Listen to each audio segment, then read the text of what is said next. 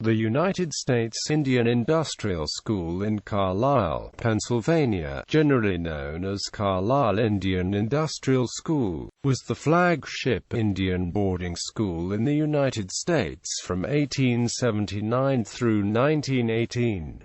Founded in 1879 by Captain Richard Henry Pratt under authority of the U.S. federal government, Carlisle was the first federally funded off-reservation Indian boarding school. It was founded on the principle that Native Americans were the equals of European Americans, and that Native American children immersed in mainstream Euro-American culture would learn skills to advance in society. In this period, many Anglo-Americans believed mistakenly that Native Americans were a vanishing race whose only hope for survival was rapid cultural transformation. After witnessing the initial success of the Indian students at Hampton Normal and Agricultural School, General Richard Henry Pratt decided to establish the first all-Indian school, Carlisle, in 1879. Carlisle was built out of a former prison barracks.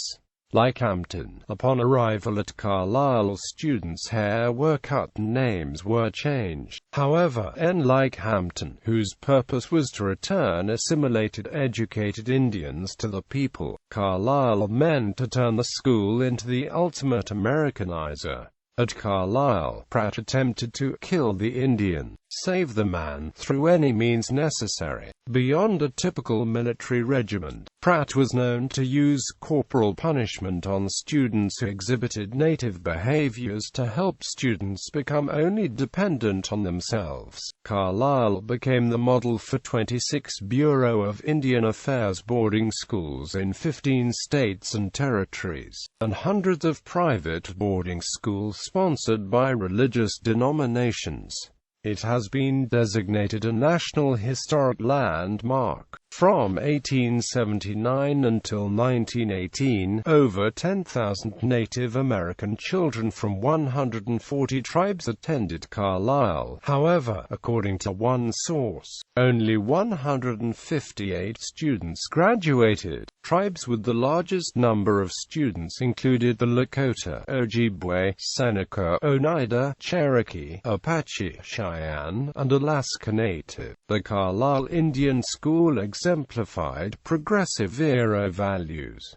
Some Native Americans believed Carlisle provided an excellent education. Carlisle and similar schools have been controversial because many Native Americans say that these forced children to leave their families at young ages, and to give up their own cultures, languages, religion and even the names, doing psychological damage to generations. Since the 1970s, Native American nations have taken back control of the education of the children and started their own schools and colleges. At the same time, more Native Americans are living in urban environments and having to accommodate contemporary society. Founding Richard Henry Pratt. Richard Henry Pratt was a Civil War veteran who was an officer in the 10th Cavalry Regiment, or Buffalo Soldiers, in the southern plains of the United States. In 1875, Pratt transported a group of 72 prisoners of war from the Red River War in Indian Territory to Fort Marion, an old Spanish fort in St. Augustine, Florida. He supervised their incarceration. At Fort Marion, Pratt developed an educational program for the prisoners, which included education in the English language and encouraging Christian conversion. When the prisoners were freed in 1878, 17 attended the Hampton Normal and Agricultural Institute, a historically black college established soon after the Civil War for freedmen. A few were educated at private colleges in New York State, while many returned home.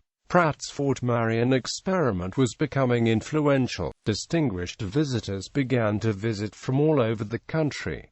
The U.S. Commissioner of Education came to see firsthand what Pratt was doing, and so did the president of Amherst College. Pratt's Fort Marion program convinced him that distant education was the only way to totally assimilate the Indian. He wrote, "The Indian is born a blank, like all the rest of us. Transfer the savage-born infant to the surroundings of a civilization and he will grow to possess a civilized language and habit." Quote, Whitmer writes, "If all men are created equal, then why were blacks segregated in separate regiments and Indians segregated on separate tribal reservations? Why weren't all men given equal opportunities and allowed to assume the rightful place in society?" Race became a meaningless abstraction in his mind. Pratt believed an industrial school model similar to Hampton would be useful for educating and assimilating Native Americans.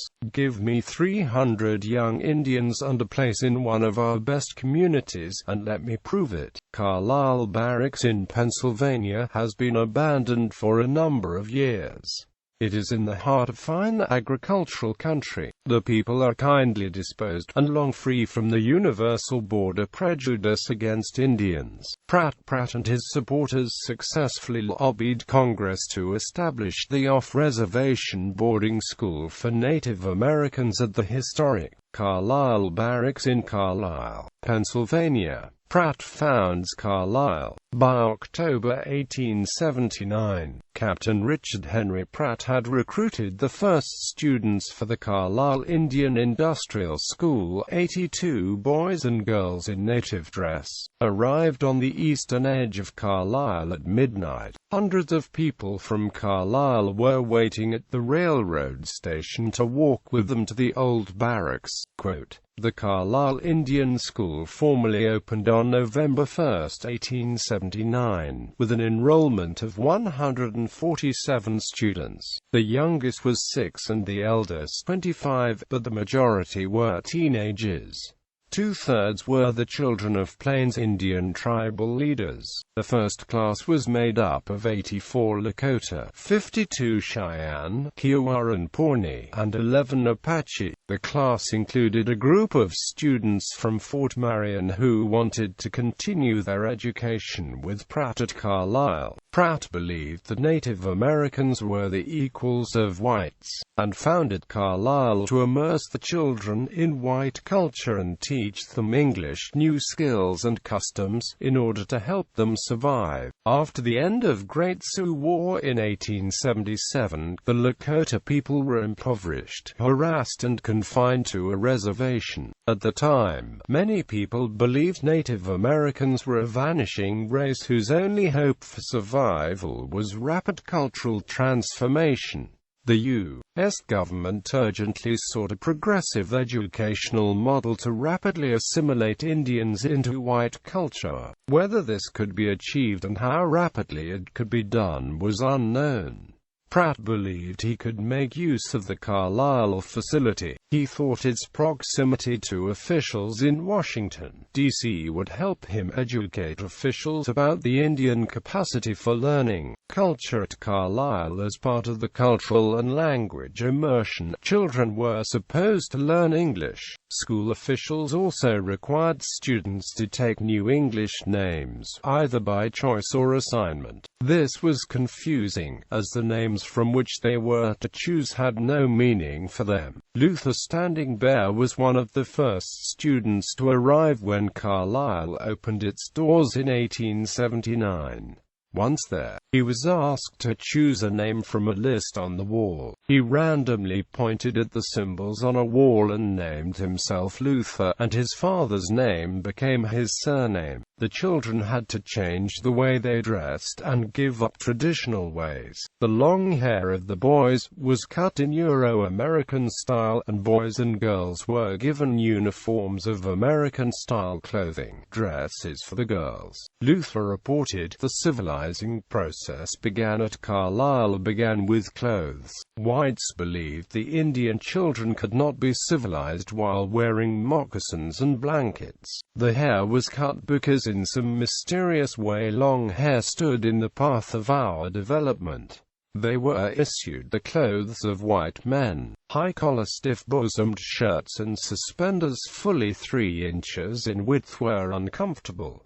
White leather boots caused actual suffering. Standing Bear later read that red flannel underwear caused actual torture. Quote, he remembered the red flannel underwear as the worst thing about life at Carlisle. The children who arrived at Carlisle able to speak some English were presented to the other children as translators. The authorities at the schools sometimes used the children's traditional respect for elders to require them to inform on other children's misbehavior. This was typical of the pattern in the large families of the time, in which older children were required to take care of and discipline younger children. Discipline was strict and consistent, according to the military tradition, with a student court-martial for serious cases. The discipline of boys was related to army rules. Elaine Goodell Eastman, who had supervised Indian education in the West, wrote about Carlisle that being organized into squads and companies appealed to the Indian boys' warrior traditions,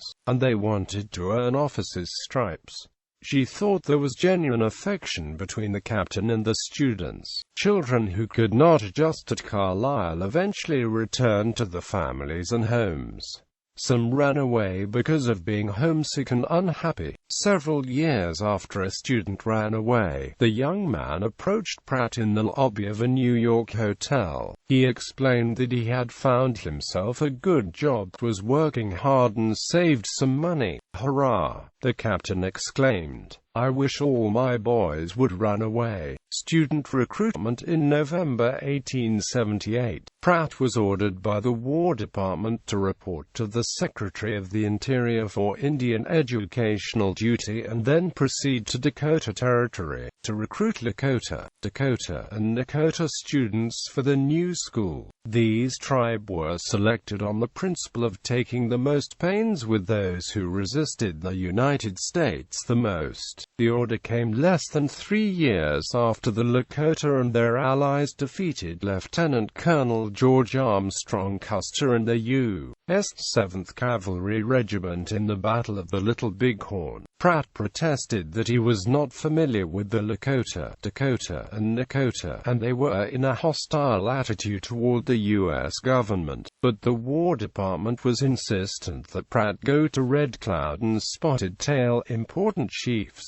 because some military strategists believed that children would be hostages for the good behavior of the people. Pratt's speech to Spotted Tail convinced him to send his children to Carlisle. Spotted Tail, you are a remarkable man. You are such an able man that you are the principal chief of these thousands of your people. But Spotted Tail, you cannot read or write. You claim that the government has tricked your people and placed the lines of your reservation a long way inside of where it was agreed that they should be. You signed that paper, knowing only what the interpreter told you it said. If anything happened when the paper was being made up that changed its order, if you had been educated and could read and write, you could have known about it and refused to put your name on it. Do you intend to let your children remain in the same condition of ignorance in which you have lived, which will compel them always to meet the whiter man at a great disadvantage through an interpreter, as you have to do? As your friend, Spotted Tail, I urge you to send your children with me to this Carlisle school, and I will do everything I can to advance them in intelligence and industry in order that they may come back and help you. Quote, in 1879, Oglala Lakota chiefs Blue Horse, American Horse and Red Shirt enrolled their children in the first class at Carlisle Indian Industrial School. They wanted their children to learn English trade skills and Euro-American customs. Those first Sioux children who came to Carlisle could not have been happy there. But it was their only chance for a future. Pratt persuaded tribal elders and chiefs that the reason the Washichu had been able to take the land was because the Indians were uneducated. He believed that the natives were disadvantaged by being unable to speak and write English, and that if they had the knowledge, they may have been able to protect themselves. Luther, standing there, left the Pine Ridge Reservation to attend Carlisle. His father celebrated his son's brave act by inviting his friends to a gathering and gave away 7 horses and all the goods in his dry goods store. Luther became a school recruiter for Captain Pratt and periodically visited reservations. He demonstrated what the students had learned and persuaded parents to send their children to Carlisle by his appearance, language and skills. However, many children died from infectious diseases in boarding schools and parents were fearful to let them go. Moreover, many parents were treated unfairly and had not been notified until after the children died and were buried. Unscrupulous Indian agents failed to mail letters from Carlisle to the parents until the parents came into the agency for something. While many parents were proud of Luther, they were afraid to send their children away, fearing they would never see them again. Consent to send students to Carlisle was often gained with concessions, such as the promise to allow tribal leaders inspect the school soon after it opened. The first group of inspectors, some 40 Lakota, Dakota, and Nakota chiefs representing 9 Missouri River agencies, visited Carlisle in June 1880.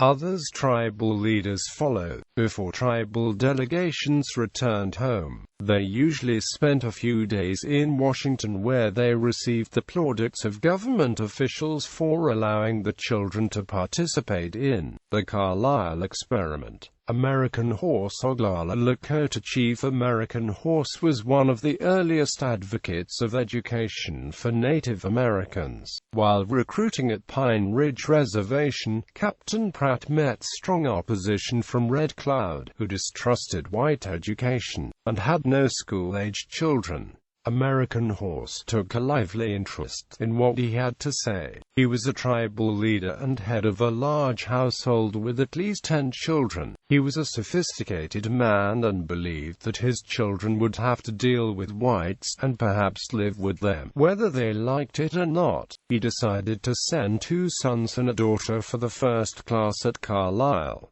Model U.S. Indian boarding school. Pratt was so successful in his correspondence and methods that many Western chiefs, suffering from cold and hunger on the reservations, begged him to bring more children east. The chiefs also wrote to Washington with a request to educate more of their children. News of the educational experiment spread rapidly and many came to Carlisle to volunteer services and professional talents. Pratt developed a photographic record of the school for publicity and documentation. The institution and the school were photographed during the school's existence by approximately a dozen professional photographers. The first and best-known photographer of the Carlisle Indian School was John Nicholas Choate. After replacing Indian dress with military uniforms and cutting the hair in Anglo fashion, the Indians' physical appearance was transformed. Pratt, in an effort to convince doubters of his beliefs, hired photographers to present this evidence.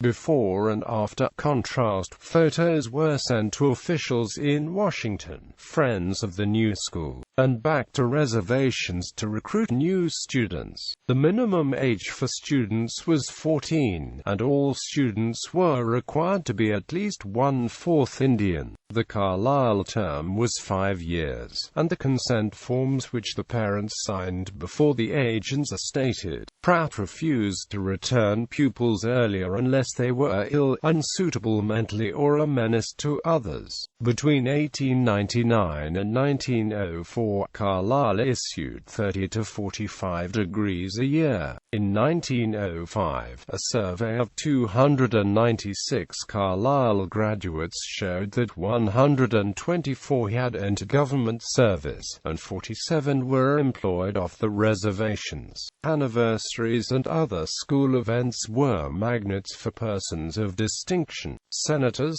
Indian commissioners, secretaries of the Interior, college presidents and noted clergymen were accustomed to presenting the diplomas or address the graduating class upon these occasions. The gymnasium held 3,000 persons and was generally filled with an audience of townspeople and distinguished visitors, showing the support for aspiring Carlisle students. Community. Carlisle, Pennsylvania. In 1880, Carlisle, Pennsylvania, was a thriving town as a borough and county seat of Cumberland County, west of the Susquehanna River, with a population of 6,209 people. The shoe factory in town employed over 800 residents. There were 2 railroads, 3 banks and 10 hotels in Carlisle by the time Pratt established his school. By the late 19th century, there were 1,117 colored residents in Carlisle. Carlisle boasted a low unemployment rate and a high literacy rate at the time of the census.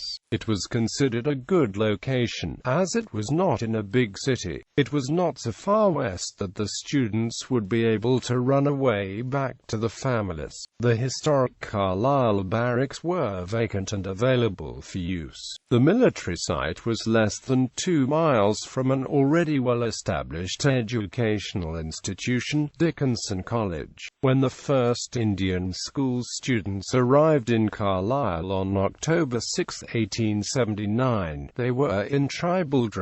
For the people of Carlisle it was a gala day and a great crowd gathered around the railroad. The older Indian boys sang songs aloud in order to keep the spirits up and remain courageous, even though they were frightened. Quote, "For years, it was a common event for the people of Carlisle to greet the Carlisle Indian football victors on the homecoming. Led by the Indian school band, the Carlisle Indians paraded in the nightshirts down the streets of Carlisle and onto the school on the edge of town. Residents of Carlisle stood on the doorsteps and cheered as the Carlisle band led a snake dance from one end of town to the other." Dickinson College. Carlisle was also home to Dickinson College, less than 2 miles from the Carlisle Indian School, America's 16th oldest college. Dickinson College and the Carlisle Indian School collaboration began when Dr. James Andrew Macaulay, president of Dickinson College, led the first worship service at the Indian School in 1879.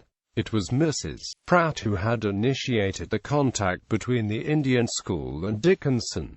Upon Pratt's absence one Sunday, Mrs. Pratt wrote to President Macaulay and requested his aid as a minister, which he graciously accepted. The relationship did not stop there, with Richard Pratt noting that, from the time forward drive, Macaulay became an advisor and most valued friend to the school. Quote, "The collaborative effort between Dickinson College and the Carlisle Indian School lasted almost 4 decades. For the opening day to the closing of the school, Dr. Macaulay helped Pratt to develop a board of trustees and a board of visitors composed of different heads of leading national educational institutions and wealthy donors. Dickinson College professors served as chaplains and special faculty to the Indian School, and college students volunteered services, observed teaching methods and participated in events. Dickinson College also provided Carlisle Indian School students with access to the Dickinson Preparatory School and college-level education. Thomas Marshall was one of the first Native American students at Dickinson. Carlisle is also home to the Dickinson School of Law, now part of the Pennsylvania State University. and in the early 1900s a few Carlisle Indian School graduates attended the law school. Albert A. Exendine, Ernst Robert I. Hastings M. Robertson, Victor M. Kelly and William J. Gardner. In 1889, George Edward Reed assumed the position of president of Dickinson College and continued the close relationship between the Indian School and Dickinson College through Pratt's departure in 1904. Reed told an audience at the Indian School that we who live in Carlisle, who come in constant contact with the Indian School, and who know of its work, have occasion to be agreeably surprised with the advance we are able to see. Quote, in June 1911, Reed addressed the 128th commencement of Dickinson College, where he presented an honorary degree of Master of Arts to Pratt's successor, Superintendent Moses Friedman, for his work at the Carlisle Indian School. Professor Charles Francis Himes was a professor of natural science at Dickinson College for 3 decades and instrumental in expanding the science curriculum. Professor Himes took an interest in the Carlisle Indian School, and his notable lectures on electricity, lightning, and gunpowder received a favorable reaction from parents and students. Himes lectured to Chiefs Red Cloud, Roman Nose and Yellowtail, and brought Indian students to the Dickinson Laboratory to give lectures. Himes also promoted Carlisle's success in national academic circles. Luther Standing Bear recalled that one day an astronomer came to Carlisle and gave a talk. The astronomer explained that there would be an eclipse of the moon the following Wednesday night at 12 o'clock. We did not believe it. When the moon eclipsed, we readily believed our teacher about geography and astronomy. In addition to academic contact, the two institutes had contact in the public venue as well. The best-known instances include the regular defeats of Dickinson College by the Carlisle Indian School football team and other athletic competitions.